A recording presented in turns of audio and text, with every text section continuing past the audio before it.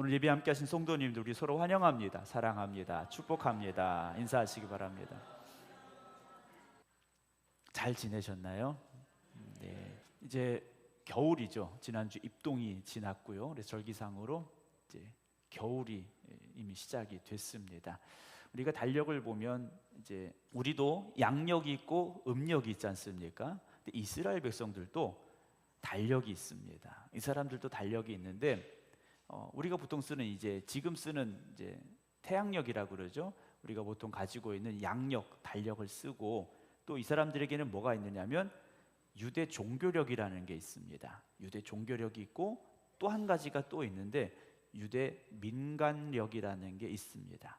그러니까 달력이 그 사람들에게는 어찌 보면 세 가지가 있는 건데 보통 쓰는 1월, 2월, 3월 하는 전 세계가 공통적으로 쓰는 달력이 있고 유대 종교력이라고 했는데 이 종교력은 출애굽하면서부터 시작이 된 그런 달력이라고 보시면 됩니다. 그래서 절기에 따라서 쓰여지는 달력인데 이 달력은 새해가 언제 시작이 되냐면 우리 달력으로 말하면 3월쯤 이제 새해가 시작이 됩니다. 새해가 시작이 되는 3월에 새해가 시작이 되는 유대 종교력이라는 그런 달력이 있고요. 또 민간에서 쓰는 민간력이라는 게 있어요. 이거는 새해가 언제 시작이 되냐면 9월쯤에 시작이 됩니다. 왜 9월쯤에 시작이 되냐면 여름에 이제 우기가 끝나고 이제 추수가 끝나고 우기가 끝나고 이제 새로운 파종을 하면서 이 사람들의 절기가 또 새롭게 시작이 되어집니다. 상당히 좀 복잡하게 느껴질 수 있는데요. 출애굽하면서부터 하나님의 인도하심으로 새 역사가 시작이 되었던 종교력이 있고 또 그들의 농사의 어떤 것들이 반영이 된 민간력이 있듯이 우리에게도 양력도 있고 음력도 있죠. 그래서 계절이 바뀜에 따라서 달력을 넘기게 돼 있고 그렇게 또 12달을 넘기면 한 해라는 시간이 지나가게 돼 있습니다. 시작이 있으면 끝이 있게 마련이지 않습니까? 우리의 삶도 마찬가지인 것 같습니다. 우리의 삶도 시작이 있으면 결국 끝이 있다라는 거죠.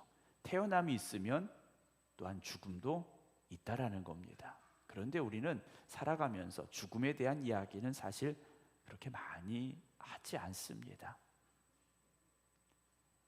죽음에 대해서 쉽게 얘기하지 않습니다. 그러나 우리 믿음의 사람들은 죽음에 대해서 당당하게 말할 수 있어야 되고 그리고 그 죽음 뒤에 무엇이 있는가를 더 자신 있게 고백할 수 있는 사람들이 되어져야 됩니다.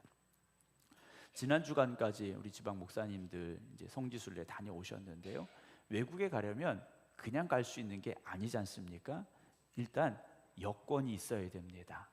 다른 나라에 갈 수 있도록 우리나라에서 주는 그런 여권이라는 신분증이 있어야 됩니다. 주민등록증 가지고는 해외 갈 수가 없습니다. 여권이 있어야 되고 때로 어떤 나라에서는 그 나라에 들어와도 된다라는 허가가 있어야 됩니다. 비자라고 하는 허가를 받아야만 그 나라에 들어갈 수가 있습니다. 여권을 가지고 해외에 갑니다. 해외에 가면 거기서 사는 게 아니지 않습니까? 다시 돌아와야 됩니다. 돌아오려면 또 뭐가 있어야 됩니까? 그 여권을 잊어버리면 안 되죠. 그래서 해외 다녀오신 분들은 아침마다 확인하는 게 뭡니까? 여권이 내 가방에 잘 있는지를 확인을 해야 돼요. 그거 잊어버리면 골치 아팠지 않습니까? 대사관이나 영사관을 찾아가서 다시 여권을 발급받아야 되기 때문에 여권을 항상 잘 챙기고 여행의 모든 과정을 마쳐야만 됩니다. 그리고 우리나라에 다시 들어왔을 때 이제 출입국 관리사무소에서 우리나라 이제 들어온다라는 도장을 찍어주게 되죠. 물론 요즘은 도장 그렇게 안 찍어주더라고요. 그냥 확인만 하고 넘어가는데 예전에는 나갈 때 도장 찍고 다른 나라 들어갈 때 도장 찍고 그래서 그 스탬프를 많이 찍은 사람들의 여권을 보면 많이 다녀왔구나라는 그런 생각도 하게 되는데 그 여권은 나갈 때도 중요하지만 들어올 때도 중요한 겁니다. 여러분, 우리가 이 땅을 살아가면서 하나님 나라에 갈 때 뭘 가지고 갈 수 있을까라는 거죠. 물론 우리가 하나님 나라에서 여기 올 때 여권 가지고 온 건 아닙니다. 그러나 하나님께서 우리를 이 땅에 보내실 때는 하나님의 자녀로 이 땅에 보내신 것이고요. 이 땅에서 하나님의 자녀로 살다가 하나님의 영광을 위해 살다가 다시 하나님의 나라 갈 때는요, 하나님의 자녀의 신분을 가지고 똑같이 하나님의 나라에 들어간다라는 것을 잊지 마시기 바랍니다. 세상의 삶과 하나님 나라의 삶이 다른 게 아니라는 거죠. 세상의 삶이나 하나님 나라에서의 삶이나 우리는 똑같은 마음을 가지고 살아가야 됩니다. 그냥 살다가 어떻게 해서 하나님 나라 가는 게 아니라 이 땅에서도 하나님 나라 백성답게 살다가 우리가 다시 하나님 나라에 간다라는 거죠. 그래서 오늘 20절 빌립보서 3장 20절에 보면 이런 말씀이 있어요. 우리의 시민권은 어디에 있다 그럽니까? 하늘에 있다 그래요. 하늘에 있다. 로마 시대에서는요, 로마의 시민권을 가진 사람과 가지지 못한 사람들의 차이가 엄청났습니다. 그래서 돈을 주고 시민권을 사든지 어떤 공을 세워서 시민권을 얻든지 시민권을 얻으려고 부단히 노력을 했어요. 근데 바울은 말합니다. 우리의 시민권은 로마의 시민권이 아니라는 거죠. 우리의 시민권은 하늘에 있다라고 고백을 합니다. 다시 하나님 나라로 가야 된다라는 고백이 아닐까요? 사랑하는 성도 여러분, 이 세상을 살아가시면서도, 이 땅에 살아가시면서도 여러분 멋지게 잘 살아가시기 바랍니다. 그러나 다시 돌아가야 될 그 나라가 있음은 잊지 마시기 바랍니다. 하나님께서 성경을 보면 하나님께서 많은 사람들을 부르셨어요. 성경에 수많은 사람들을 부르셨습니다. 왜 부르셨습니까?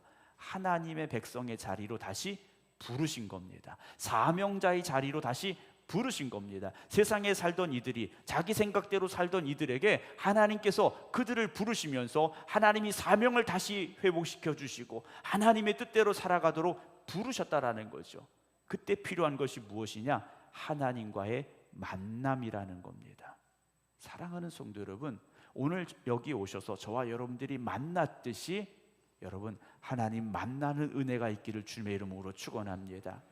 세상에 살던 우리가, 내 마음대로 살던 우리가, 내 생각대로 살던 우리가 하나님을 만나야 됩니다. 하나님을 만나면 그때부터요 인생이 바뀌게 돼 있다라는 거죠.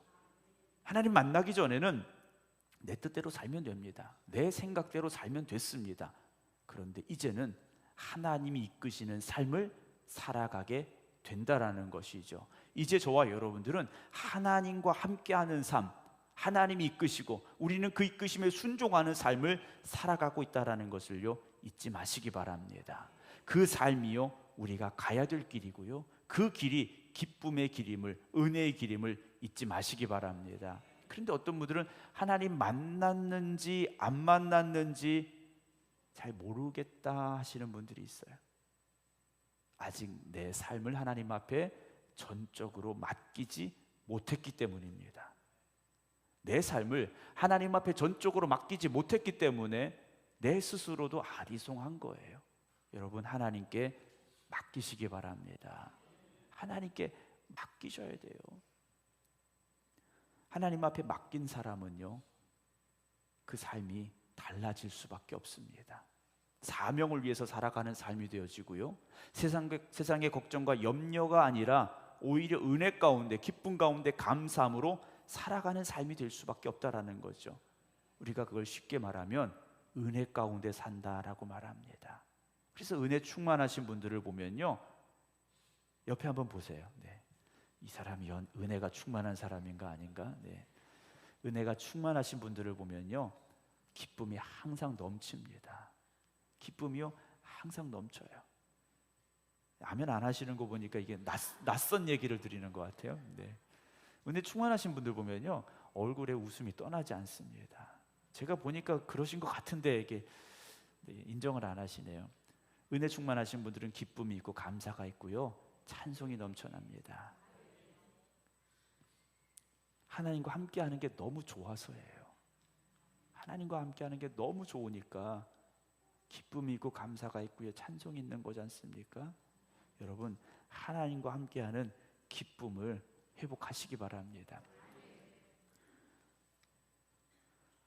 처음에 이제 해외 가면 다 신기하고 좋아요. 아, 이런 데도 있구나, 이런 것도 있구나, 참 좋은데요. 며칠 지나면 어디가 생각납니까? 집이 생각나죠. 그리고 집에 오면 뭐라고 말합니까? 야, 내 집이 최고다라고 이야기를 합니다. 여러분, 세상이 아무리 좋은 것 같아도요, 하나님 나라가 최고입니다. 그리고 우리는 거기 가야 되죠. 가서 우리가 그렇게 말할 수 있었으면 좋겠어요. 아, 내 집이 최고야 라고 고백할 수 있는 그런 삶을 오늘도 살아갈 수 있어야 됩니다. 근데 우리가 그 생각을 다 가지고 살지만 막상 세상을 살다 보면 어떻습니까? 잘 안 되지 않습니까? 아브라함도 하나님이 부르셨어요. 왜 부르셨습니까? 복 주시겠다고 부르셨어요. 복 주시겠다고 부르셨고 아브라함 믿음으로 순종함으로 나왔는데 아브라함에게 찾아온 게 뭡니까? 기근이었지 않습니까? 그래서 애굽으로 먹고 살려고 내려갔는데 먹고 살려고 간 길은 어떻게 됩니까? 세상에 질 수밖에 없어요. 세상에 질 수밖에 없습니다. 누이를 아내라고 속이게 되죠. 여러분, 하나님을 향하여 나아가는 사람은 세상과 맞서 싸우지만 먹고 살려고 세상을 살아가는 사람은 세상에 질 수밖에 없습니다. 여러분, 세상에 지는 삶이 아니라 세상을 이기는 사람들이 되시기 바랍니다. 오늘 12절에 바울이 이런 고백을 했어요. 오직 내가 그리스도 예수께 잡힌 바 된 그것을 잡으려고 달려간다라고 말합니다. 12절이요. 내가 그리스도 예수께 잡힌 바 된 그것을 잡으려고 뭐 한다고요? 달려간다라는 겁니다. 달려갈 때는요, 목표만 봐야 됩니다. 결승점만 봐야 돼요. 그런데 달려가지 않으면 다른 데 신경 쓰게 되고요, 고개를 돌릴 수밖에 없고요. 신앙은 여러분 달려가는 겁니다. 이제 연말이 되고 새해가 될 시점이 됐는데요, 제가 연말에 가끔 듣던 소리가 그런 소리. 아, 목사님 내년에는 좀 직분 맡겨주시지 마세요. 좀 너무 힘들어서 한 해는 좀 쉴게요. 이런 말씀 하시는 분들이 가끔 있더라고요. 저희 교회는 없을 줄로 믿습니다. 아멘 안 하시는 거 보니까 뭐 하실 얘기가 많으신가. 신앙생활은 멈추지 말아야 됩니다. 힘드시죠? 사명 감당한다는 게 또 직분을 맡는다는 게 쉽진 않습니다. 그런데요, 그걸 내려놓으면 내가 다른 거 더 열심히 할 수 있을까? 절대 못합니다. 절대 못해요. 제가 보니까 그러시더라고요. 신앙생활은요, 책임이 더해질수록 더 열심히 하게 돼 있는 겁니다. 하나를 내려놓으면 다른 걸 하느냐? 그렇게 하시는 분들을 제가 거의 못 봤어요. 거의 못 봤습니다. 힘들죠. 힘들지만 힘들수록 뭐 해야 됩니까? 하나님 앞에 엎드리셔야 됩니다. 힘들다고 그 짐을 내려놓는 게 아니라 힘들수록 힘과 능력을 주시는 하나님 앞에 엎드리시기 바랍니다. 그래서 사명감 가지고요, 하나님 주신 능력 가지고 우리는 달려가는 삶이 되어져야 되죠. 근데 그 달려가는 길을 멈추면 어떻게 됩니까?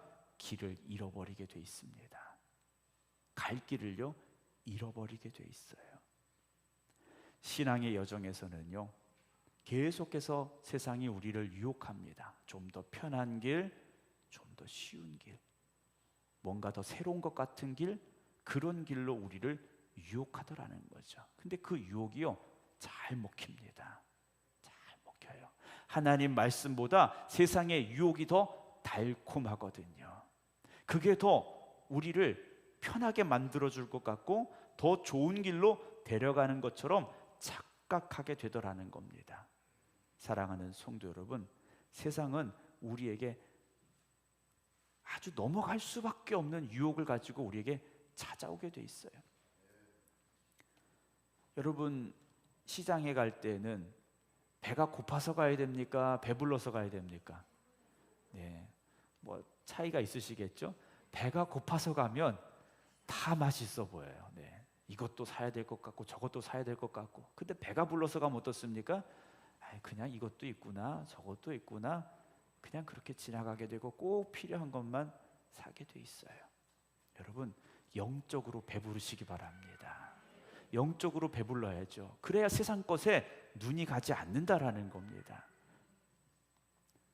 제가 어렸을 적에 이제 시장에 가면 그 옛날 그 도너츠 있잖아요. 그 기름에 튀겨주는 찹쌀 도너츠.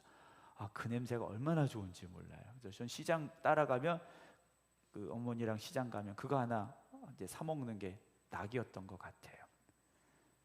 근데 배가 부르면요, 사실 그 냄새조차도요 그렇게 끌리지 않습니다. 그런데 우리가 영적으로 충만하지 못하면, 영적으로 충만하지 못한 걸 세상의 것으로 자꾸 채워보려고 한다라는 거죠. 그러나 결코 채워지지 않습니다. 그것은 또다시 목마르고 또다시 배고플 수밖에 없어요. 수가성에서 주님을 만났던 한 여인이 있지 않습니까? 이 여인은요 물을 길러 왔습니다. 물을 길러 온 이유가 뭡니까? 물은 마셔도 또 마셔야 되는 거지 않습니까? 또다시 목이 마를 수밖에 없어요. 그러나 주님이 주시는 생수를 먹으면 그 생수가 그 안에서 계속해서 충만하여지는 은혜가 있음을 믿으시기 바랍니다. 신앙생활하면서 여러 가지 위기도 만나고 때로는 절망의 시간도 겪게 됩니다. 그때 우리 마음속에 그런 생각이 들 수 있어요. 하나님, 저한테 왜 그러세요? 라는 원망 섞인 그런 말들이 나올 수가 있어요. 하나님, 아무개는 잘 살아가는데, 아무개는 뭐 건강한데, 아무개 집은 잘 되는데 하나님 나한테는 왜 그러세요? 라는 생각이 들 수 있습니다. 그러나 그것은요 우리가 가지는 착각이라는 거죠.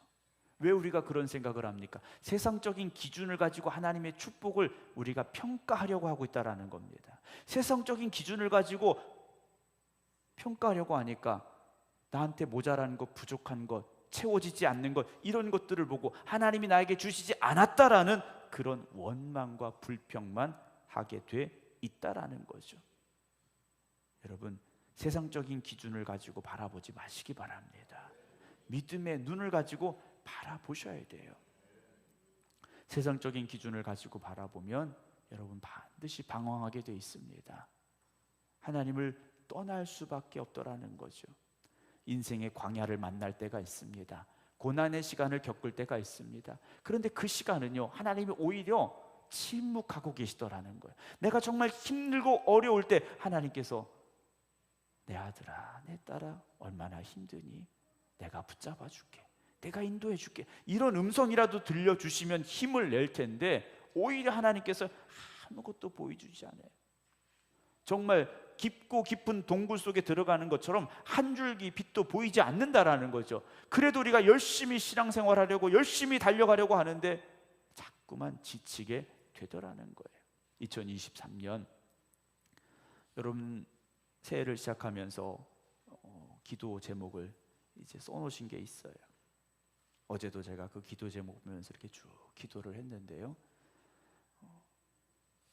제가 볼 때는 응답 받으신 분들도 많이 있으세요. 아멘을 안 하시네요. 내가 뭘 썼는지를 모르시나요? 아니면 아직 만족이 없으신가요? 제가 보니까요, 제가 어제도 그거 붙잡고 기도하면서 이렇게, 하나님께서 이렇게 응답하셨구나, 하나님께서 이렇게 인도하셨구나 하시는 분들이 꽤 많더라고요. 근데 또 어떤 분들을 보면요 하나도 변화된 게 없는 것 같아요.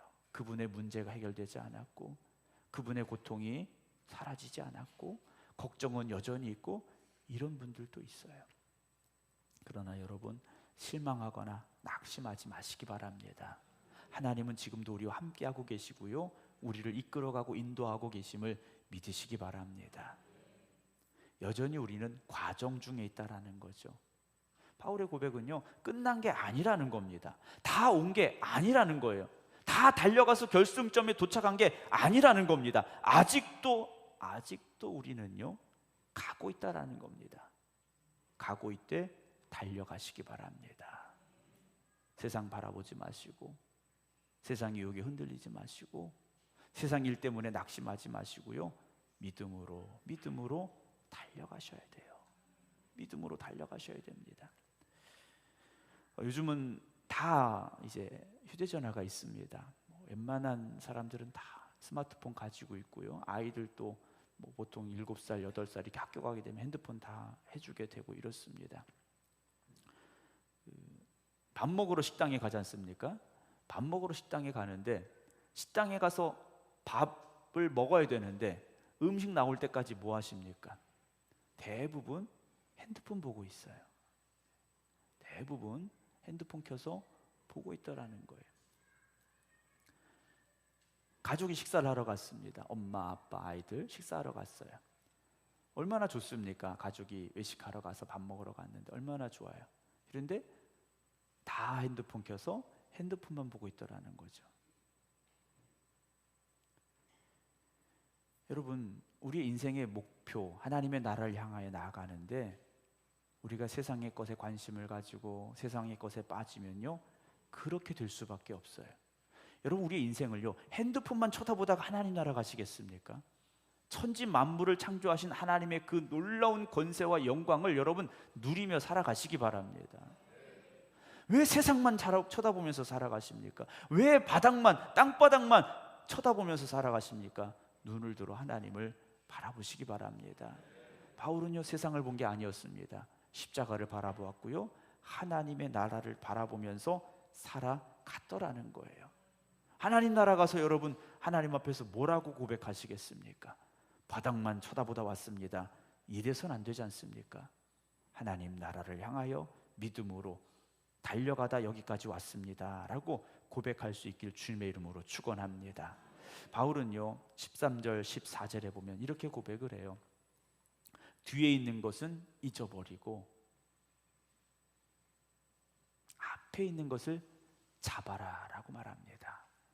뒤에 있는 것은 잊어버리고요, 앞을 보면서 달려가자라는 거죠. 우리가 뭘 했는지 어떻게 살아왔는지 여러분 그걸 생각하지 마시고요, 여전히 우리는 앞만 보면서 달려가야 됩니다. 앞만 보면서 달려가야 돼요. 여러분 100m 경주하는 선수들을 보셨습니까? 100m 경주하는 선수들은요 옆도 쳐다보지 않아요. 그냥 앞만 보면서 전력 질주를 한다라는 겁니다. 여러분 우리의 신앙의 삶이 그렇게 되기를 주님의 이름으로 축원합니다. 그런데 왜 앞만 보면서 가야 되느냐? 14절입니다.